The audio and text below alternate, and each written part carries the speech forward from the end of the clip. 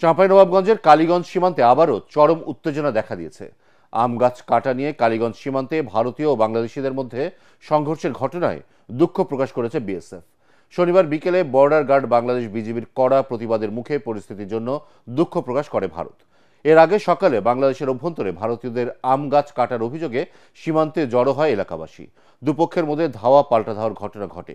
এ সময় বাংলাদেশিদের লক্ষ্য করে সাউন্ড গ্রেনেড ছোড়ে বিএসএফ। পরিস্থিতি নিয়ন্ত্রণে বিজিবি চৌকা কিরণগঞ্জ সীমান্তে দ্রুত অবস্থান নিয়ে ভারতীয় সীমান্তরক্ষী বাহিনী ও জনগণকে সীমান্তের ওপারে পাঠিয়ে দেয়। বিকেল 4:30টার পর পরিস্থিতি নিয়ন্ত্রণে এলে দুপক্ষের মধ্যে পতাকা বৈঠক হয়। এ সময় বাংলাদেশিদের লক্ষ্য করে সাউন্ড গ্রেনেড ছোড়ার কথা কড়া প্রতিবাদ জানায় বিজিবি। নিজেদের ভুল স্বীকার করে দুঃখ প্রকাশ করে বিএসএফ। এখানে আমাদের বাংলাদেশি কিছু আম গাছ ছিল, তো ভারতের নাগরিকরা আমাদের এই বাংলাদেশি আম গাছ কাটাকে নিয়ে একটা ভারতীয় নাগরিক এবং বাংলাদেশের নাগরিকের মধ্যে একটা উত্তেজনার পরিস্থিতি সৃষ্টি হয়। বিএসএফ এর পক্ষ থেকে দুঃখ প্রকাশ করা হয়েছে, এই যে গাছগুলি কাটা হয়েছে এটা অন্যায় হয়েছে এবং তাদের পক্ষ থেকে তারা এটা ব্যবস্থা নিবে। তো সুতরাং আমরাও একদম লাস্ট এটা সম্পূর্ণ বিচার না হওয়া পর্যন্ত আমরা গ্রাউন্ডে আছি। বিভিন্ন মব কন্ট্রোল করার জন্য ওরা সাউন্ড গ্রেনেড নিক্ষেপ করেছে, ইন্টারন্যাশনাল আইন যেটা আছে এটা ভঙ্গ করেছে।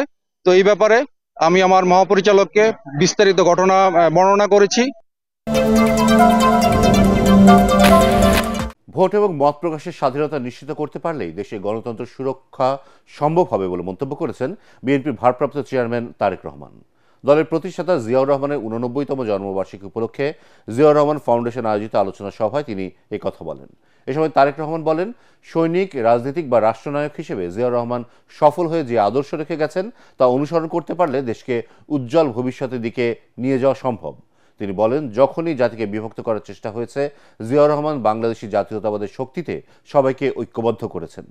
রাজনীতিবিদ হিসেবে সফল ছিলেন বলেই তার প্রতিষ্ঠিত দল বিএনপি এখনও জনপ্রিয় বলে দাবি করেন তারেক রহমান।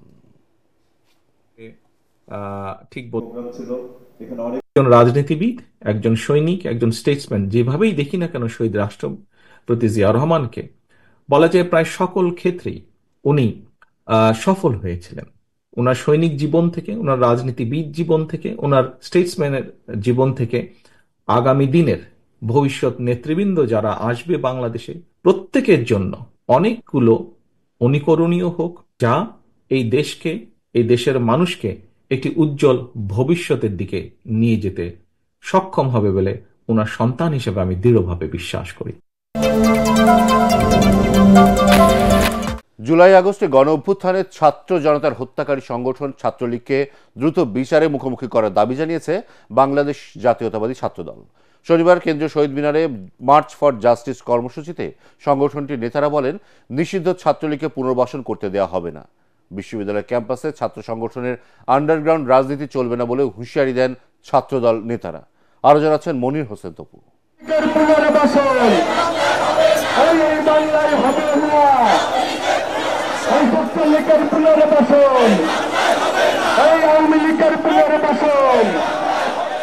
শেখ হাসিনার শাসনামলে শিক্ষা প্রতিষ্ঠানগুলোতে সকল সন্ত্রাসী কর্মকাণ্ডের জন্য নিষিদ্ধ সংগঠন ছাত্রলীগের বিচারের দাবিতে মার্চ ফর জাস্টিস কর্মসূচি আয়োজন করে বাংলাদেশ জাতীয়তাবাদী ছাত্রদল। জুলাই আগস্টে ছাত্র জনতার অভ্যুত্থানে ফ্যাসিবাদের দোষর হিসেবে ভূমিকা পালনকারীদের বিষয়ে তদন্ত সাপেক্ষে উপযুক্ত শাস্তির দাবিও জানানো হয় মিছিল থেকে।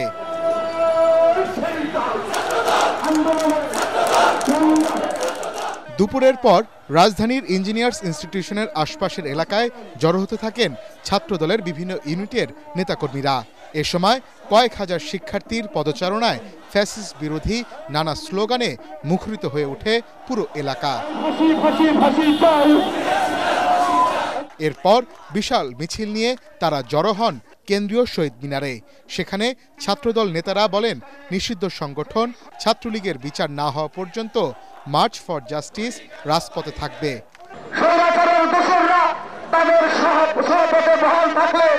জুলাই আগস্টের গণঅভ্যুত্থানের যে স্পিরিট তা বিনষ্ট হয়ে যাবে। সামাজিক যোগাযোগ মাধ্যম সহ বিভিন্ন মাধ্যমে ছাত্রদলকে নিয়ে যে প্রপাগান্ডা চলে, যে ধরনের অপপ্রচার, মিথ্যাচার চালানো হয়, সেই বিষয়ে আপনারা সর্বদা সজাগ থাকবেন। ছাত্রলীগের অপকর্মের বিষয়ে ঢাকা বিশ্ববিদ্যালয় কর্তৃপক্ষ এখনও তদন্ত প্রতিবেদন না দেয় ক্ষোভ জানিয়ে ছাত্রদল সভাপতি বলেন, অপকর্ম তুলে ধরে দ্রুত তাদের ছাত্রত্ব বাতিল করতে হবে। বাংলাদেশের সকল শিক্ষা প্রতিষ্ঠানে আন্ডারগ্রাউন্ড রাজনীতি নিষিদ্ধের দাবি জানাচ্ছি। 5.5 মাস অতিবাহিত হয়েছে। আপনারা যত দেরি করবেন তত এই ফ্যাসিবাদ নির্মূল প্রক্রিয়া আরো কষ্টসাধ্য হবে। যারা এই জুলাই আগস্টের আন্দোলনকে কুক্ষিগত করতে চায়, যারা একীকৃত দাবি করতে চায়, তারা যেন এই ঐক্যকে বিনষ্ট করতে না পারে, সেজন্য তারা যেন দায়িত্বশীল ভূমিকা পালন করে। সমাবেশ থেকে সাফ জানিয়ে দেওয়া হয়, আওয়ামী দোসরদের নির্মূল না করা গেলে নষ্ট হবে জুলাই গণঅভ্যুত্থানের স্পিরিট। মনির হোসেন তপু, এটিএন বাংলা, ঢাকা। বসুন্ধরা ডায়াপেন্ট এখন আরো উন্নত। এই হট এয়ার থ্রোট অপশিট দ্রুত শোষণ করে সোনামণিকে দেয় কোমল অনুভূতি। বেশ কিছু পণ্য সেবার উপর নতুন করে ভ্যাট এবং শুল্ক আরোপের ফলে দরিদ্র সাধারণ মানুষের জীবনধারণ অসহনীয় হয়ে পড়ার আশঙ্কা করছে বিএনপি। অন্তর্বর্তী সরকারকে অপরিণামদর্শী এমন সিদ্ধান্ত প্রত্যাহারের আহ্বান জানিয়েছেন দলটির মহাসচিব মির্জা ফখরুল ইসলাম আলমগীর। চেয়ারপারসনের গুলশান কার্যালয়ে সংবাদ সম্মেলনে পরোক্ষ কর না বাড়িয়ে সরকারি খরচ কমানো ও বাজেটের অর্থনৈতিক ব্যবস্থাপনা পুনর্বিন্যাসের তাগিদ দেন তিনি। মইনুল আহসানের রিপোর্ট। নিত্যপণ্যের আকাশ ছোঁয়া দাম, পতিত আওয়ামী লীগ সরকারের সীমাহীন দুর্নীতি, লুটপাট, বেকারত্ব বৃদ্ধি, রাজনৈতিক অস্থিরতা সহ নানা কারণে দরিদ্র ও সাধারণ মানুষ এমনিতেই চাপের মুখে। এর মধ্যে মরার উপর খাড়ার ঘা হয়ে আসে অর্থ বছরের মাঝামাঝি সময়ে অন্তর্বর্তী সরকারের শতাধিক পণ্যের উপর ভ্যাট ও শুল্ক আরোপ এবং কর অব্যাহতির সিদ্ধান্ত। বিএনপি বলছে এতে আরো দুর্দশা বাড়বে দরিদ্র ও সাধারণ মানুষের। এর মধ্যে রয়েছে নিত্য প্রয়োজনীয় খাদ্যদ্রব্য, পোশাক, ওষুধ ও মোবাইল ইন্টারনেট সেবা। এই সিদ্ধান্তটি সাধারণ মানুষের দৈনন্দিন জীবনে, বিশেষ করে দরিদ্র মধ্যবিত্ত জনগোষ্ঠীর উপর নেতিবাচক প্রভাব ফেলবে, চাপ বাড়াবে। আমরা বুঝতে পারি যে আওয়ামী ফ্যাসিবাদের পরবর্তী সময়ে অন্যান্য খাতের মতো আর্থিক খাতে বিশৃঙ্খলা ভঙ্গুর অবস্থা পরবর্তী চ্যালেঞ্জগুলো সৃষ্টি করেছে।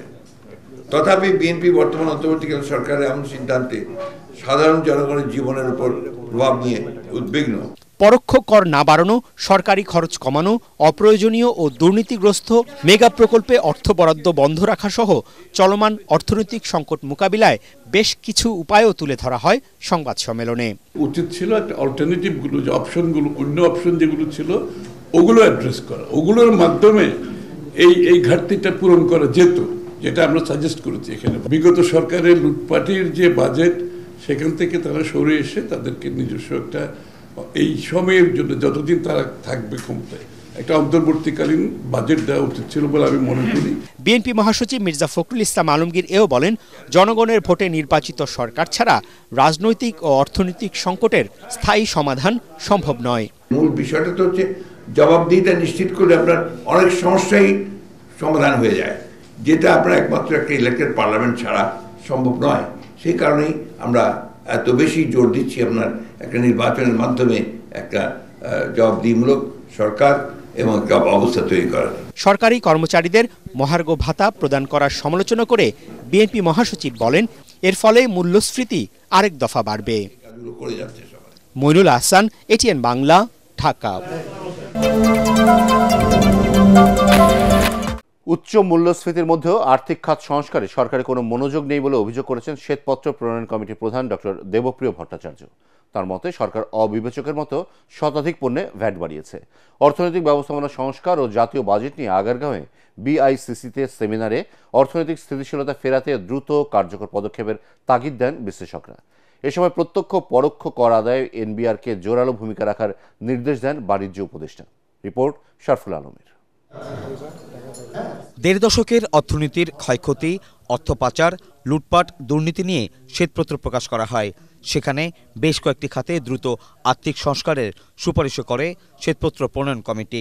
বর্তমান অর্থনৈতিক পরিস্থিতি মোকাবেলায় কর্মপদ্ধতি নির্ধারণ নিয়ে সেমিনারে বিশেষজ্ঞরা বলেন, দেশের অর্থনীতি এখনও স্থিতিশীল হয়নি। উচ্চ মূল্যস্ফীতিতে নাকাল সাধারণ মানুষ। জ্বালানি খাতে বিগত সরকারের লুটপাটের প্রভাব এখনও রয়ে গেছে। সংকট সমাধানে অর্থনৈতিক সংস্কারে সরকারকে আরও জোর দেওয়ার তাগিদ দেন শ্বেতপত্র প্রণয়ন কমিটির প্রধান। যে সরকারের অর্থনৈতিক তথ্য উপাত্তকে আমরা এত সমালোচনা করেছি, অথচ এই সরকার এসে এখন পর্যন্ত একটি সংশোধিত বাজেট আমাদের কাছে দেয়নি।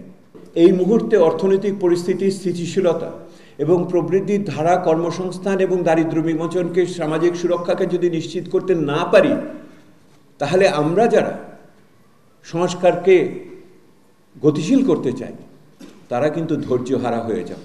বর্তমানে বছরে 4% হতে পারে, যদি 4% হয় সেটাও খুব ভালো অর্জন হবে, কিন্তু 5-এ উঠতে গেলে আমাদের আরো 2 বছর সময় লাগবে বলে আমার ধারণা।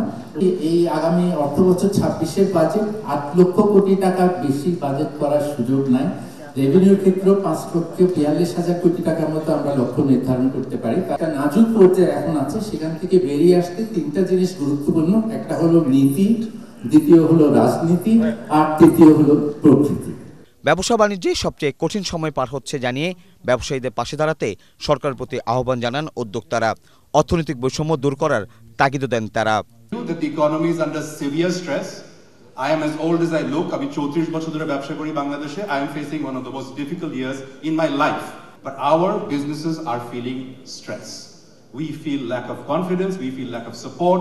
There is no one to look out for us. Direct এবং indirect taxes এই combinationটা শুধু only direct taxের উপরে ডিপেন্ড করাটা maybe for a mature economy is very good.